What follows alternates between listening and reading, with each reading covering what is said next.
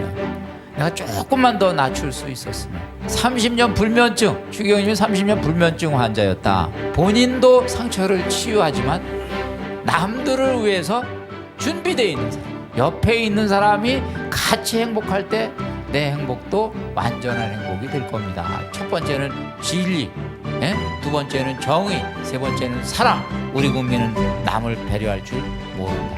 그러니까 우리가 앞장섭시다. 우리가 이 꿈을 가지고 가면은 우리가 일파가 전부 다 요만한 쪼가리 하나씩을 가지고 있는 거야. 추기경님과의 인연, 신앙인으로서 봤을 때 그는 노상 고뇌하는 신앙인.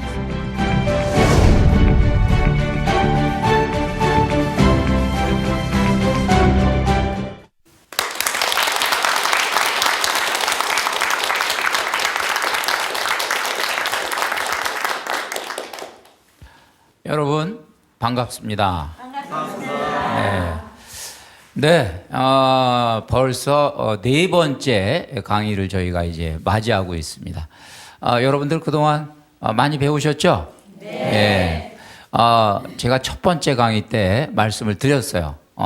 12번에 걸쳐서 이제 강의가 진행이 되는데, 네 번은 김수환 추기경님 희망 메시지를 듣겠다, 이렇게 이제 말씀을 드렸습니다. 그래서 오늘은 바로 이 네 번째 강의예요. 그래서 우리 추기경님 메시지는 이제 아쉽지만 요 강의로 정리를 이제 합니다. 그래서 우리 여러분들도 오늘도 우리 추기경님께서 아마 제가 이렇게 성호를 그을 때 이 자리에 함께 이렇게 전구를 해주시고 함께 해주실 것을 저는 믿습니다. 이 자리에서 저를 통해서 추기경님이 지혜의 말씀을 주실 거예요. 자, 우리 주님을 청하고 강의를 시작하겠습니다. 성부와 성자와 성령의 이름으로 아멘. 네, 우리 일단 네 번째 강의를 저희가 이제 하기 전에 세 번째 강의 늘 하던 대로 이렇게 더듬어 보겠어요. 세 번째 강의는 제가 기억하기로 청춘 리더십 강의를 했어요. 여러분들 아마 특히 청춘 그러면 나는 아니다 생각할 수도 있겠는데, 여러분들 가슴이 이렇게 얹어 보세요. 뜨겁습니까? 네. 뜨거우면 다 청춘이에요. 그래서 모든 분들이 다 청춘이다. 지난번에 우리가 뭘 배웠는지 한번 더듬어 보겠어요. 여러분들 특별히 내 삶에 도움이 된 메시지가 있었으면은 한번 여러분들 이렇게 말씀을 좀 들어보겠습니다. 여기요. 네. 저는 추기경님께서 남들이 선뜻 나서지 못하는 어려운 일을 용기 있게 항상 먼저 일어나서 일하시는 것을 보고, 리더의 조건은 나부터 또는 나라도 먼저 무언가를 해야 한다는 것을 배웠습니다. 네. 사실은 쉬운 일은 아니죠. 첫 번째 발자국을 띄는 사람이니까 고독한 일입니다. 그런데 용기를 내서 우리가 하면은 좋은 결과가 온다. 박수 한번 쳐주시죠.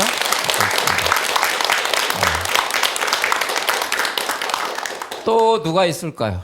일상생활을 살아가면서 네. 대부분 주부들이나 젊은 층이나 이렇게 보면 돈들을 많이 따라가고 살고 있는 경향이 많이 있는 것 같아요. 네네. 우선 우리들은 돈을 먼저 따르지 말고 내가 좋아하는 일을 찾아서 꾸준히 열심히 노력하며 살다 보면 성공은 반드시 이루어지고 내가 원하는 꿈은 이루어질 수 있다는 것을 그 강의를 통해서 또 깨달았습니다. 그러니까 하여간 거기다가 제가 좀 보탰어요. 그죠? 우리 추기경님이 말씀하신 거에다가 통계를 좀 제가 보태서 통계적으로 나타난 얘기다 이 말이에요. 주장이 아니고. 그래서 많은 분들이 진짜로 돈을 벌고 싶으시면은 좋아하는 일을 해라. 그 얘기였습니다. 박수 한번 같이 주시고 하겠습니다. 자, 오늘 이제 우리 추기경님이 30년 불면증이라는 주제로 강의를 좀 드리겠는데, 우선 상처 입은 치유자, 이게 좀 뭔 말인지 잘 모르실 거예요, 여러분들. 우선 이제 이 강의를 조금 어떻게 보면은 뭐라 그럴까, 아직 머리가 좀 덜 들어가요. 그래서 지금 머리를 좀 돌리는 의미에서 우리 추경님 에피소드를 하나를 우리가 기억을 좀 해보겠습니다. 마지막으로 제가 지난번에 이 강의할 때 얘기를 했었어요. 추경님 마지막 인터뷰에서 좋아하는 시가 뭡니까? 이렇게 물어봤더니 이제 그 대답이 추경님이 하여간 그 가을 편지였다고는 얘기했는데 그 가을 편지는 사실은 이제 마지막으로 읊어달라 그랬을 때 이제 가을 편지를 한 거고 추경님이 그 앞에 한 말씀을 하셨어요. 내가 사실은 윤동주의 별 해는 밤을 좋아한다. 별 해는 밤 여러분 아세요?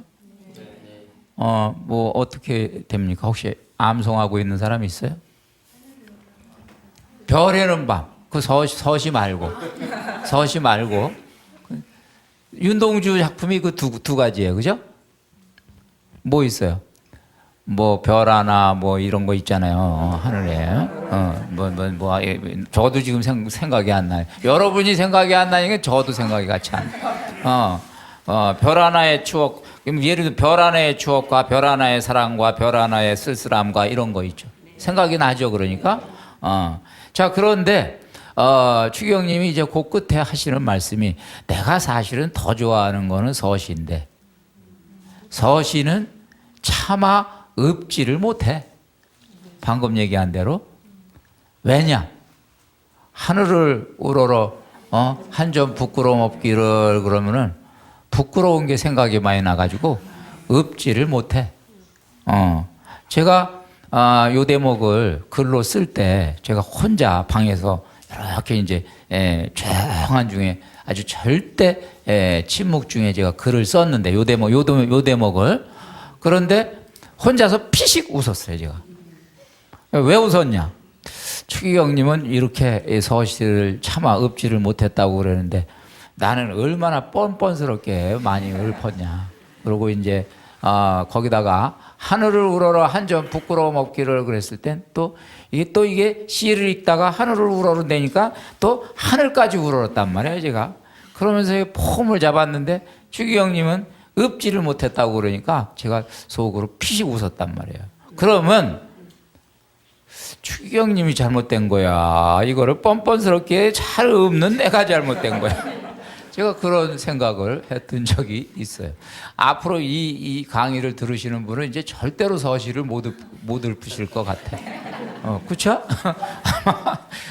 저도 그런 생각이 드는데. 자, 그럼 왜 추기경님은 이렇게 부끄러워하셨을까? 그래서 제가 이 추기경님의 부끄러움을 이렇게 역으로 추적을 좀 해봤어요. 그랬더니 추기경님이 이렇게 하신 말씀 가운데 이제 수사 기법을 이렇게 동원을 하면 이렇게 흘려놓은 부분이 있어요. 그게 뭐냐 하면은 늘 사랑에 대한 성찰을 했어요.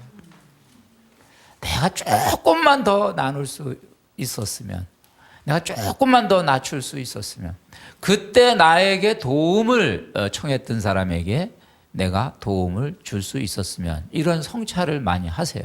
그래서 그런 점으로 봤을 때는 이 부끄러움은 사실은 우리가 더 부끄러워해야 되는 일이에요. 맞죠? 네. 부끄럽지 않은 분 있어요? 다 부끄러워하십니다. 자, 이런 점에서 한 가지 또 우리가 좀 기억을 할 것은 제가 제목으로 정했습니다마는 30년 불면증, 추기경님이 30년 불면증 환자였다. 이런 얘기를 나중에 밝혔어요. 이해가 가세요? 여러분 이해 가세요? 이해 가세요? 이해가 안 가야지 정상이에요. 불면증 있는 사람 있죠? 아니, 솔직히 그래도 우리가 반 정도는 지금 요즘에 불면증 앓고 있어요.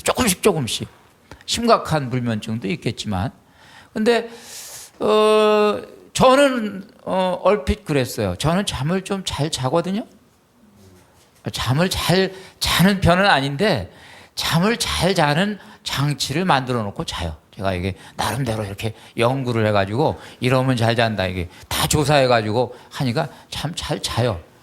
원래는 이제 민감한 체질인데 잘 자요.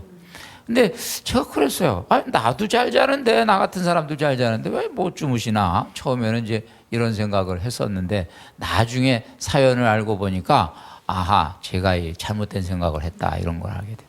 추기경님이 불면증이 원인이 된 거는 1987년도 6월 10일 날 우리 기억하십니까? 학생들 아세요? 여러분 그때 이렇게 살아있던 분 있어요? 60 항쟁 그래가지고 그 대학생들이 명동성당을 점거했어요. 정부 들어왔단 말이에요. 나중에 이제 몰려가지고 그래서 이제 국가에서 강제 연행을 통보를 했어요. 와가지고 고위 공직자가 와가지고 우리 추기경님 강제 연행할 테니까 협조해 주십시오 그랬어요. 추기경님이 안 된다. 그리고 유명한 말씀을 하셨죠. 나를 먼저 밟고 가라. 그리고 나를 밟고 가더라도 사제가 있을 것이고 수녀가 있을 것이고 그래서 다 지나서 너희는 말하자면 그런 다음에야 연행을 할 수가 있다. 그런데 이제 말씀은 그렇게 하셔놓고 사실은 이걸 온몸으로 막았어요. 그래서 상황실 만들어 놓고 기도하면서 그 군대가 못 들어오도록 하면서 이것을 막았어요. 그래서 한 3일인가 4일인가를 밤을 지새우면서 진두지휘를 하시는 바람에 그때 잠을 못 주무셨어요. 그래서 결국에는 국가에서 말하자면 굴복을 하고 이 학생들을 연행을 하는 게 아니라 귀가 조치를 시켜주겠다라는 보장을 받고 이제 안전 귀가까지 이끌어내셨어요. 이 점에 있어서 박수 한번 쳐주십시오.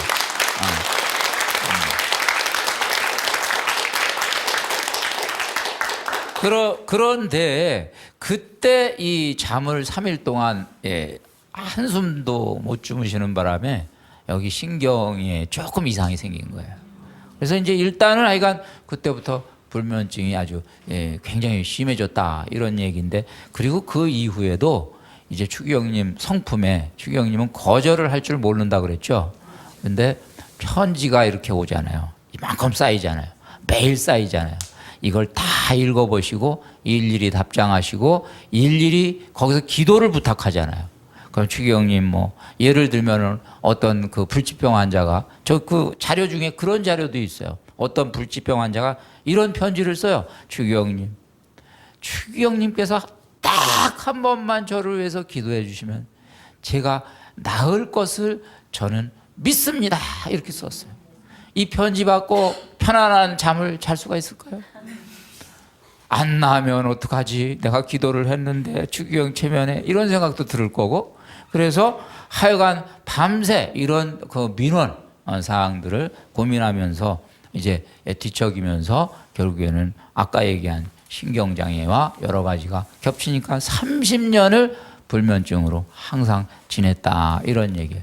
그래서 요약을 하면은 추기경님의 30년 불면증은 자기 고민 때문에 잠이 안 온 게 아니에요. 다른 사람들 고민 때문에 잠이 안 온 거예요. 나라 걱정 때문에 잠이 안 온 거고. 그러니까 이분의 불면증은 우리를 위한 이분의 투신이고 헌신이고 사랑인 거예요. 에?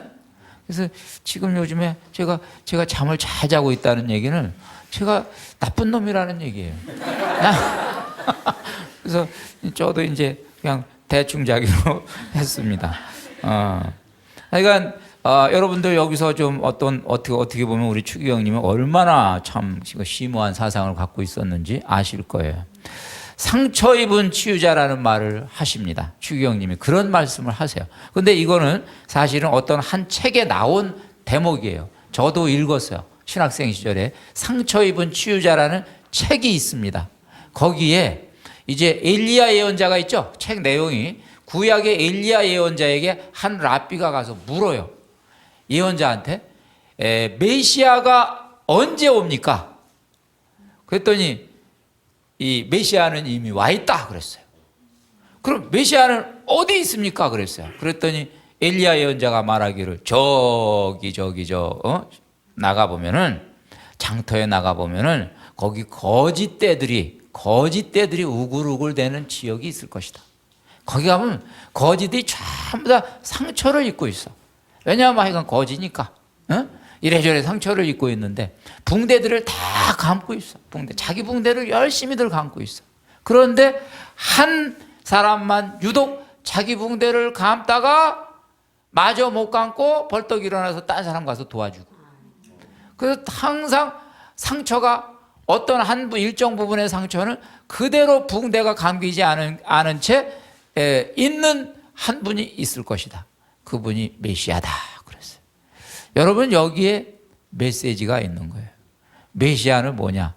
본인이 먼저 상처를 입어야 돼요. 똑같이 상처를 입고 본인도 상처를 치유하지만 남들을 위해서 준비되어 있는 사람. 그분이 메시아예요. 이것이 제가 이 신부가 될 때 저도 읽었던 책인데 전 지금도 생각을 해보면 정답이에요. 상처가 없는 메시아가 있다면 가짜예요. 가짜예요. 여러분들이 어떤 고통을 겪을 때 심각한 문제를 지금 여러분들이 지금 고뇌하고 있을 때 그거하고는 전혀 상관없이 편하게 살고 있는 사람이 와가지고 상담사라고 괜찮아 그러면 위로가 됩니까? 전혀 위로가 안 되죠. 예. 그러니까 누가 위로가 돼요? 더 큰 고통을 겪은 사람이 와가지고 손 한번 딱 잡아주면 나도 살고 있는데, 그렇잖아요? 나도 살고 있는데 그러면 위로가 되죠? 이것이 바로 상처 입은 치유자입니다.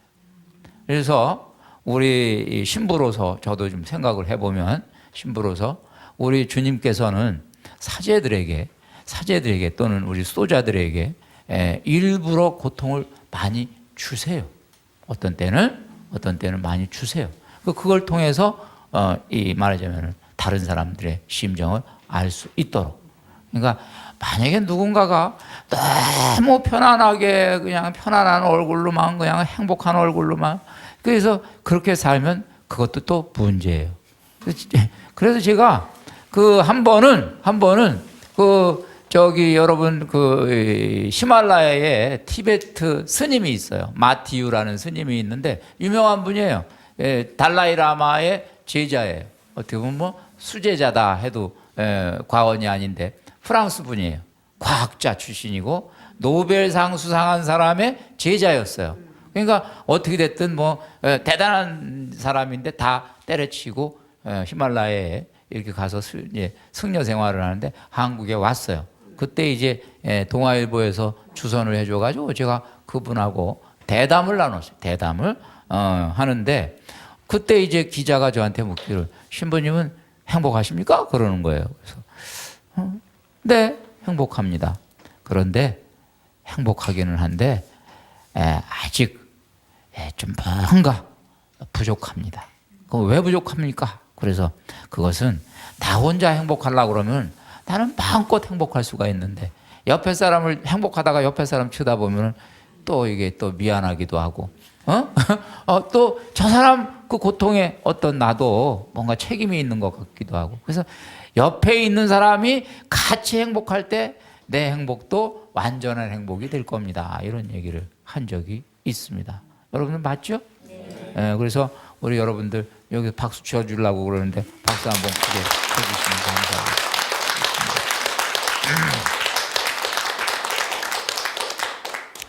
자, 추기경님이 이런 말씀을 하세요. 나는 질투한다. 그래서 누구를 질투하나 그랬더니 시몬느 베이유라는 그 프랑스의 사상가이면서 하여간 영성가예요. 아주 대단한 분인데 유대인인데 이름 들어본 분 있어요? 시몬느 베이유 들어봤나요? 아마 요즘에는 아마 이 이름이 사라졌을 거예요. 제가 대학생 때 이분 서적이 많이 번역이 돼가지고 저는 많이 읽었어요. 그래서 좀 아는데 이분은 뭐라고 그랬냐면은 이 시몬느 베이유는 나는 예수님을 질투한다 그랬어요. 또 그래서 왜 예수님을 질투하냐 그랬더니 예수님은 너무 얄미워. 왜 얄밉냐면 사랑이 너무 완전해. 보니까 예수님은 어쩌면 그렇게 자기를 잘 비우시고 어쩌면 그렇게 완벽하게 어쩌면 그렇게 밑바닥에 고통받는 사람과 함께하면서 그렇게 하실 수가 있어. 그래서 그 질투심을 견디다가 못해서 이 아주 굉장히 명문 가문이에요. 유대인 명문 가문인데 집을 나와가지고 말이에요. 공장 직공이 돼버려요. 그러고 편한 생활을 거부해요. 거부하고 마지막에 무슨 병이 걸려가지고 했는데 치료를 거부하고 한 34살인가에 죽어요. 젊은 나이에 시몬느 베이유. 그런데 좋은 글을 다 주옥과 같은 거를 많이 남겼어요. 시도 남기고 철학적인 사유도 남기고 사랑에 대한 성찰도 남기고 뭐 은총 축복에 대한 얘기도 남기고 뭐 이런 얘기들. 그래서 제가 기억하는 지금도 기억하는 책 저술이 제가 그때 읽었던 것 같은데 중력과 은총이라는 책을 썼어요. 중력이라는 거는 뭐냐면 이 세상의 법칙이고요. 거부할 수 없는 법칙이고 은총이라는 거는 이 법칙을 파괴하는 주님의 자비를 얘기하는 거예요. 그럼 이해가 가시죠? 그래서 하여간 그랬는데 우리 이 주기영님은 시몬 르베유 나는 당신을 질투한다. 어쩌면 그렇게 34살에 또 그렇게 또 예수님을 완벽하게 닮아가지고 그렇게 죽을 수가 있어. 완전한 자기 헌신을 하면서 나 당신만 생각하면 나 속상해. 나는 왜 이렇게 안 되냐. 그래서 이 마음을 늘 가지고 계시면서 나중에 은퇴했을 때 드디어 이분이 은퇴했을 때 그랬어요. 드디어 내 세상이다 그랬어요. 왜냐하면 76세에 이제 은퇴를 하셨는데 그때까지는 이런 생각을 가지고 있어도 못하죠. 예? 주교님, 우선 이 모자부터 이 황금빛이야. 지팡이, 이거 모자 쓰고 지팡이 딱 하고 다니면 어디서 자꾸 이렇게 높은 데 앉으라고 그래. 성당 가면 저 위에 앉으라고 그러고 당신은 앉기 싫은데 그 앉아야 돼. 한 말씀 해야 되고. 그렇죠? 이게 의무적으로는 하는데 내면에서는 나는 시몬 르베유처럼 살고 싶다 이런 생각을 가지고 있었단 말이에요. 근데 이제 76세 은퇴하고 나서 내 세상이다 그러고 제일 먼저 간 데가 어디냐면 빈민촌을 갔단 말이에요. 거기 가가지고 그냥 얼마나 신이 났는지 그냥 거기서 이제 마음껏 당신 이분이 즐겨서 갔던 곳이 또 어디냐면 막달레나의 집이라는 곳인데 거기는 여러분이 어딘지 알 거예요, 그죠? 완전히 이제 어떻게 됐든 자기 몸을 파는 분들이 마지막에 이제 생각을 바꿔서 공동체 생활을 하고 하는데 거기 가서 도와주고 말이에요. 도와주고. 그래서 어느 날 그 추석날인가 명절날 갔어요. 가면은 그분들은 추기영님이 누군지도 몰라. 추기영님이 누군지도 모르니까 그냥 웬 할아버지가 왔어요. 와서 대화를 나누다가 뭐 이렇게 보니까 이렇게 얘기를 잘 들어주거든요.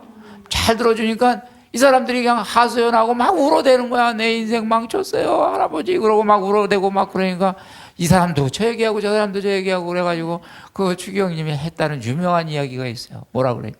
오늘은 명절입니다. 윷놀이나 합시다. 그랬다. 그래서 윷놀이를 같이 했다는 얘기예요. 기가 막히죠? 네. 그래서 유머 감각도 있으신 분이에요. 자, 그러고 이제 어느 날 추기영님이 반성을 하세요. 자기 반성을 하시는데 무슨 반성을 하시냐면 지금 이 부분을 반성을 하세요. 우리 사제들을 대표해서 반성을 하는데 지금 저도 이 글을 읽으면서 많이 반성을 했어요. 뭐냐? 우리나라에 정말 저 쪽방촌이라는 데가 있다. 쪽방촌 있죠? 남산 밑에 가보면은. 그리고 농민들은 작년에도 공쳤어요. 그죠? 농민들 중에서 뭐 소득이 좋은 사람들은 조금 있지만 다 빚쟁이들이에요. 그죠? 아직도 빈민촌 있어요. 그죠? 이런 여러 가지 것들을 왜 분명히 이 화려한 도시 안에 그런 것들이 있는데 왜 그게 나한테는 그게 가시처럼 느껴지지 않느냐 이거야. 왜 편안하냐 이거야. 사실은 그게 불편한 진실이어야 되는데 그게 왜 하나도 불편하지 않냐 이거야. 그 불편해야지 되는 겁니다. 그게 영 불편해야지 우리가 정상인 거예요. 근데 그게 하나도 불편하지 않으면 우리가 비정상인 거예요. 얘기가 됩니까? 네. 그래서 왜 나는 그것이 나한테 불편하지 않냐? 그러면서 나는 그들의 심정을 잘 모르냐? 이제 반성을 하시는데 첫째는 내가 하고 싶어도 내 추기영이라는 이 직책이 그들로부터 자꾸 간격을 두어서 내 인의 장막이 쳐지고 사람의 장막이 쳐져서 이 거리가 위치상 너무 거리가 멀다. 두 번째는 제가 여기서 이제 이 찾아내서 쓰는 말인데, 이분은 고상하게 말씀하셨는데 저는 시쳇말로 좀 말을 했어요. 뭐냐? 우리가 너무 사제라서 그런 것 같다. 우리 사제는 좀 세상의 아픔을 모르고 산다. 그다음에 사제는 가난하지도 않다. 왜냐하면 사제는 집이 있거든요. 사제관이 있잖아요. 그죠? 어떻게 됐든. 그래서 제가 뭐라 그러냐면 이 말씀을 저는 이제 이렇게 받아들여서 이게 고상하게 말해서 그렇지, 쉽게 말하면은 우리 사제들은 철밥통. 우리 신부님들은 저까지 포함해서 저 철밥통이에요. 여러분들. 왜냐? 끼니 걱정을 할 필요가 없어. 저는 여러분 은퇴 걱정을 할 필요가 없어. 그걸 추기경님이 고민하신 거예요. 제가 어디 가서 우리는 철밥통입니다 그랬더니 어떤 자매님이요, 강의 끝나고 나와서 손을 딱 잡더니 고마워요, 철밥통이라고 해주셔서. 그 말이라도 해주셔서 고마워요. 왜냐하면 정말 신부님들은 우리 사정 몰라요 그러는 거야. 그래서 제가 하여간 이걸 이렇게 말씀을 이렇게 들으면서 반성을 많이 했어요. 여러분들 같이 연대하는 여러분들이 되시기를 바라고. 그래서 추기경님 그림 중에서 바보야라는 그림 유명한 거 아시죠? 네. 이 바보야라는 거는 사실은 추기경님이 그림을 못 그리세요. 전혀 못 그리는데 누가 와가지고 전시회 한번 하자. 자선 전시회를 하면 그 기금이 모아지지 않냐. 그래서 추기경님이 이제 전시회를 해가지고 추기경님 작품만 가지고 전시회를 했어요. 동성고등학교 개교 100주년 전시회를 했어요. 그래서 이제 동성고등학교 출신 사람들이 와가지고 다 이렇게 보고 기자들도 오고 그랬는데 그림이 이상한 그림이 있는 거야. 대충 그림에다가 제목을 바보야라고 적었단 말이에요. 그죠?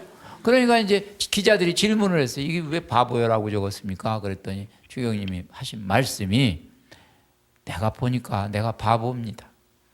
달래 바보가 아니고 예수님은 높은 자리에 앉지 말라고 그러고 예수님은 대접받지 말라고 그랬는데 내가 돌이켜보니까 난 높은 자리에 있지. 맨날 대접만 받지. 그러고는 좋다고 허허대고 있으니 내가 바보지. 내가 멀쩡한 놈이요? 본질을 얘기하고 있어요. 그죠? 본질을 얘기하고 있어요. 근데 이제 나중에 그렇게 되면은 이 바보는 어떻게 보면은 약간 바보라는 말 자체가 부정적인 의미로 쓰였죠. 그죠? 그런데 나중에 추기경님도 알으셨어요. 뭐냐면 한편으로는 이런 식의 반성의 언어로도 돼 있지만 또 한편으로는 바보가 가진 장점도 있죠. 바보기 때문에 퍼주기도 하죠. 그렇죠? 그렇죠? 그래서 그런 의미도 여기 좀 담겨 있다. 이렇게 보면 돼요. 나중엔 바보 미소를 많이 지으셨다. 이런 것도 기억을 하실 필요가 있겠고, 그 아주 작은 일상들입니다. 저희 때 유명한 아주 행복론 그러면은 제가 그래서 이 무지개 원리 쓰면서도 자신감이 있었던 게, 저는 그 77년도 대학생 때부터 이런 서적들을 나오면은 읽었어요. 그래서 저는 돈 있으면 책 샀어요. 돈 있으면 책 샀어요. 다 책 샀어요. 그러고 많이 읽었어요. 그런데 그때는 김형석 교수라는 분이 참 에세이집을 많이 내고 또 안병욱 교수라는 분이 에세이집을 많이 내서 두 분이 한국의 행복론을 이끌었던 대표 주자입니다. 그때 당시에. 그래서 제가 많이 읽었던 분인데, 이분이 이 김수환 추기경님 일본 유학 상지대학교 2년 선배예요. 철학과. 그래서 이제 이분이 찾아왔어요. 추기경님 되시고 나서. 그래서 이제 선배님이 왔잖아요. 선배님이 오셔서 찾아왔는데 또 보니까 선배님은 추기경님이시잖아요. 그러니까 추기경님 그동안 잘 지내셨습니까? 그랬단 말이에요. 그랬더니 말 놓으세요. 나는 추기경이기 이전에 죄인입니다. 참 기가 막힌 말씀을 하신 거예요. 그러니까 편하게 얘기하자고 그런 말씀도 하시고, 자, 은퇴 후에 이제 나중에 이분이 해화동에 들어가서 해화동 할아버지가 됐어요. 그래서 신학생들하고 같이 이렇게 지내면서 해화동 할아버지가 됐는데, 그때 이제 은퇴하시고 나서 하신 말씀이, 사랑이 내 머리에서 가슴으로 내려오는데 70년 걸렸다. 이제부터 내 마음대로다 하고 그 아까 얘기한 거하고 비슷한 거죠. 이제 지금부터는 내가 사랑을 할 수 있다. 실제로 당신 하고 싶은 대로 사랑의 행위를 많이 하셨습니다.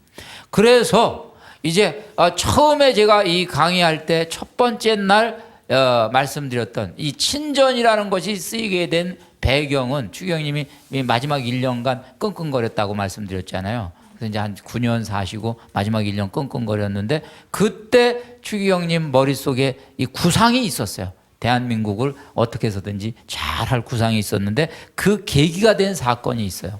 계기가 된 사건이 뭐냐면 황우석 사태예요. 황우석이라는 분이 이제 논문 조작이 국제적으로 알려지면서 국제 망신을 당했죠. 그러면은 추기경님은 우리나라 윤리의 총책임자예요. 당신 자의식에서는. 대통령은 정치의 책임자지만 추기경님은 가만히 생각하면 내가 내 역할이 뭐냐? 대한민국 윤리와 도덕이 바로 서게 하는데 내가 총책임자다. 총책임자로서 얼마나 이분이 충격을 먹었냐? 눈물을 흘리고 했던 인터뷰가 나오고 울었어요. 그 뉴스를 접하고.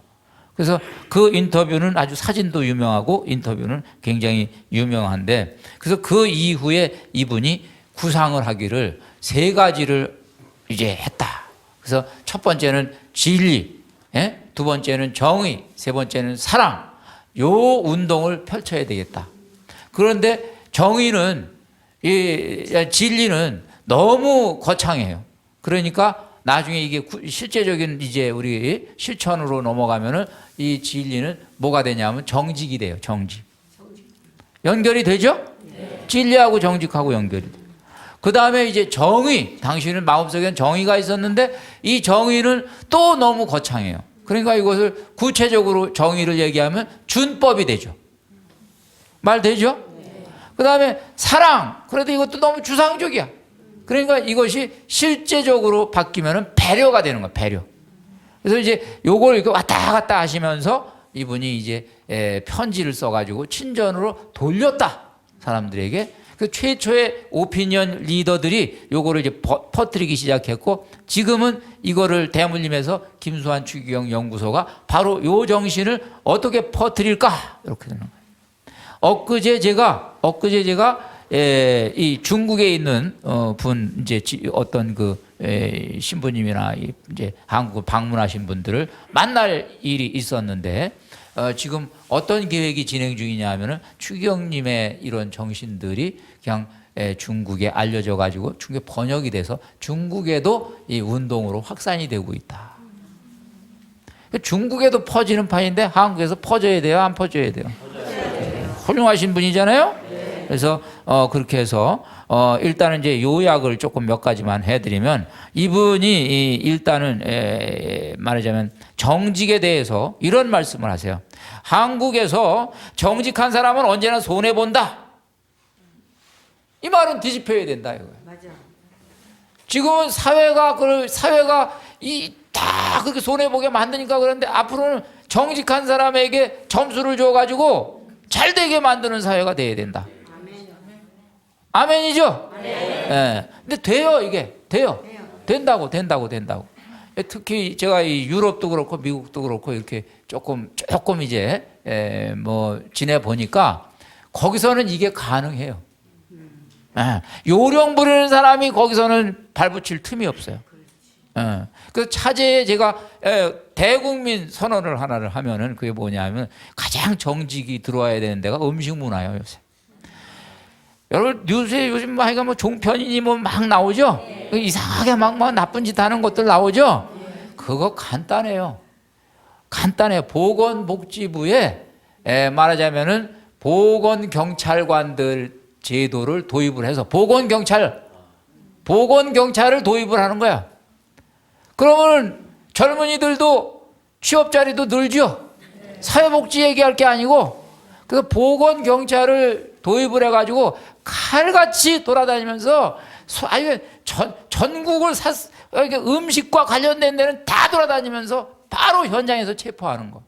그 다음에 일본과 같은 제도를 도입을 해야 돼요. 제가 일본에서 들은 얘기인데 일본에서는 이 음식 가지고 장난하는 사람은 평생 음식 장사를 못해요. 원아웃 제도 한 번에 딱 나가면 못해. 단 한 번 걸려도 못하게 만들어야 돼. 그 사람 딴 거 가지고 밥을 먹고 살게 만들어야 돼. 말 됩니까? 네. 동의합니까? 네. 박수 한번 크게 쳐.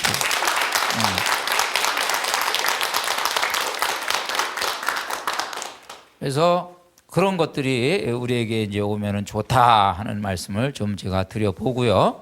그다음에 이제 준법에 대해서 우리 추경님이 말씀하시는 준법의 정신은 이제 그런 거예요. 우리 당신이 정의의 문제인데 인터뷰를 하다가 그랬어요. 제일 인생에서 괴로운 순간이 언제입니까? 광주 사태 때였다는 거예요. 그래서 왜 광주 사태가 괴로웠습니까? 그랬더니 내가 광주에 가 있었기만 해도 나는 그렇게 괴롭지는 않았을 것이다.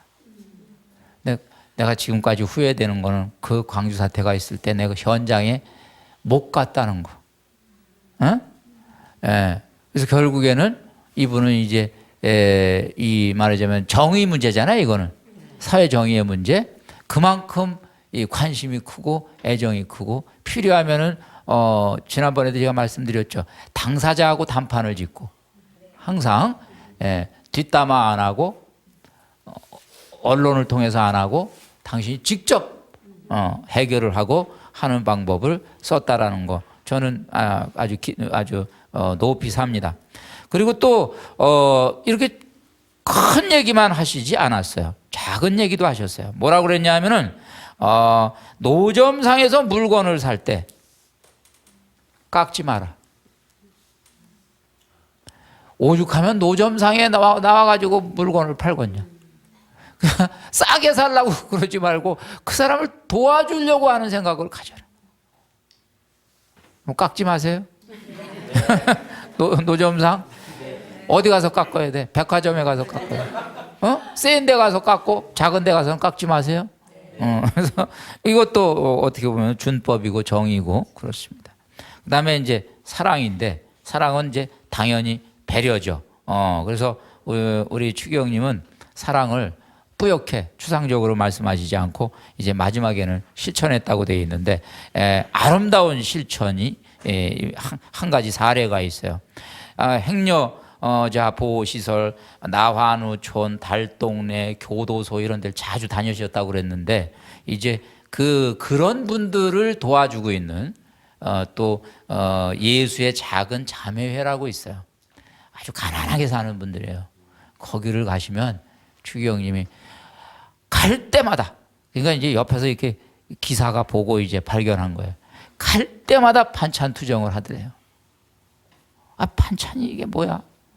이 날 먹으라고 추기경 먹으라고 이걸 주는 거야? 반찬 투정을 하더래요. 그러면 다시 해와 그러고 안 잡수는데요. 그러면 이제 다시 맛있는 걸 해와요. 그러면 수녀님들 다 불러가지고 먹어. 당신은 얼마 안 잡수고. 그러니까 원래 수녀님들이 정말로 시원찮게 먹어요. 가난하게. 그러니까 당신이 혼자 가서 당신을 어떻게 보면 빙자해가지고 수녀님을 먹인 거죠. 기가 막히죠? 지혜가 있어, 지혜가. 그래서 그런 것들이 그분 사랑을 하는 방식이었던 거예요. 자, 또 이 추경님 책에 이런 부분이 있어요. 당신이 직접 다녀왔대요. 미국의 네브래스카라는 지역이 있는데 거기에 소년의 거리가 있다. 그래서 거기 딱 갔는데 소년들이 고아원. 그런데 이제 거기에는 동상이 하나가 서 있답니다. 근데 그 동상에 조그만 꼬마가 그 소년은 가족이에요. 형 덩치가 자기보다 몇 배가 되는 형을 업고 있어요. 똑같은 소년원이에요. 근데 그 글자가 새겨져 있대요. He is my brother. 그는 나의 브라더입니다. 나의 형제입니다. 그래서 무겁지 않아요. So it is not heavy. 무겁지 않아요. 그러니까 무슨 말이에요? 사랑은 무겁지 않다. 소년원, 여러분 소년원이면 그 형이 진짜 자기 형이 아니라고. 근데 가족이 된 거야. 모여가지고 가족이 된 거야. 거기서 이렇게 업고 있는 소년이 이제 하는 말이죠. 그러니까 우리가 무겁다고 얘기하는 거는 사랑이 없어서 무거운 거야. 다. 그래서 이제 우리들이 그는 우리 가족이에요. 이런 말을 해야 돼. 여러분 집에서도 그는 우리 가족이에요. 무겁지 않아요. 그는 우리 친구예요. 무겁지 않아요. 그는 우리 동료예요. 무겁지 않아요. 이런 말들이 가능해야 되지 않을까 이런 생각을 하고요. 그래서 이제 요 사상이 어우러져 가지고 첫 번째 추기경님이 친전을 보낼 때 이 세 가지를 탁탁탁 썼어요. 우리 국민은 부지런하지만 정직하지 못하다. 우리 국민은 법을 잘 지키지 않는다. 우리 국민은 남을 배려할 줄 모른다. 그러니까 우리가 앞장섭시다. 우리가 이 꿈을 가지고 가면은 우리가 1등 국가가 됩니다. 반드시 이루어집니다. 함께 같이 꿈을 꾸어봅시다.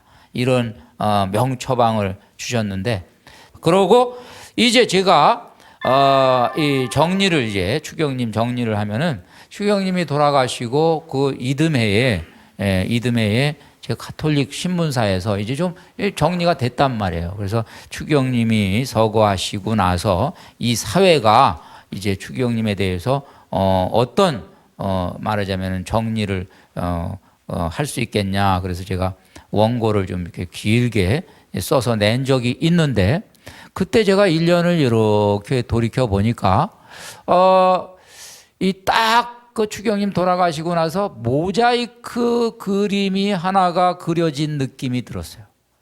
TV를 보면서 언론을 보면서 모자이크 그림인데 실제 그랬어요. 여러분들 그 모자이크 그림은 뭐냐 하면 각각 요만한 쪼가리 하나씩을 가지고 있는 거야. 많은 사람들이 거기 40만 인파가 왔잖아요. 조문 행렬이 40만 인파가 왔는데 40만 인파가 전부 다 요만한 쪼가리 하나씩을 가지고 있는 거야. 추기경님과의 인연, 뭐 간접적이든지 직접적이든지 하여간 기억을 하는 쪼가리들. 그래서 쪼가리를 딱 가서 짜 맞춰 봤더니 큰 바위 얼굴이 하나가 딱 나오더라고요. 저는 그런 느낌을 받았어요. 그리고 여러분 인물이 시대적으로 많이 배출이 되는 것 같지만 드물게 배출이 돼요. 모든 것을 아우르는 인물이 나오기는 어려워요. 그래서 우리는 정말로 그 시대가 배출한 인물은 인물로 알아보는 안목이 필요합니다. 모든 면을 통틀어 봤을 때 여러분 이 강의만 다 종합해도 이분 큰 분이다 생각이 드실 거예요. 그래서 그런 인물들을 여러분들이 잘 이렇게 이제 추억할 필요가 있겠는데, 제가 이렇게 정리를 해봤어요. 왜 이분이 인물이냐? 그러면은 우선 인간 김수환으로 딱 가서 봤을 때 참으로 인간적인 사람이다. 그야말로 인간미가 나. 그 다음에 두 번째, 한 스테파노, 신앙인 김 스테파노, 딱 스테파노까지만 이름을 붙여가지고 신앙인으로서 봤을 때 그는 노상 고뇌하는 신앙인이었어요. 노상 고뇌. 이게 멋있는 사람이야, 이 사람이. 신앙인은 고뇌를 해야 돼. 그렇죠? 네. 그 다음에 이제 추기경님이 이전에 이분은 사제야. 그죠? 먼저 사제라고. 그럼 같은 사제로서 제가 이렇게 봤을 때 정말로 닮고 싶은 선배야. 앞으로 천년 후배들이 봐도 야 닮고 싶다.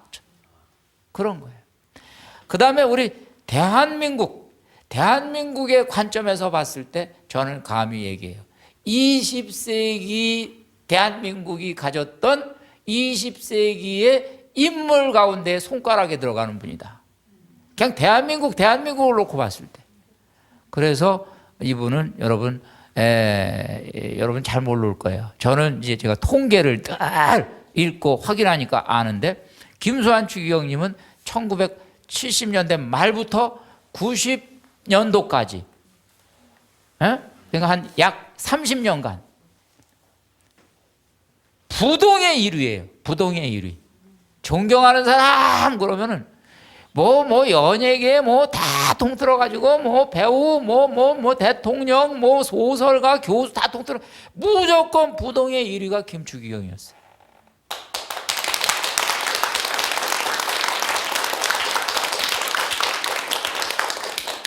한두 번 여러분 붐 타가지고는 1위 할 수 있어요. 한 해 정도는 1위 할 수 있어요. 이 두 해 정도도 1위 할 수 있어. 그러나 30년 계속 그러는 거는 삶으로 보여주지 않으면 그거는 안 되는 거예요.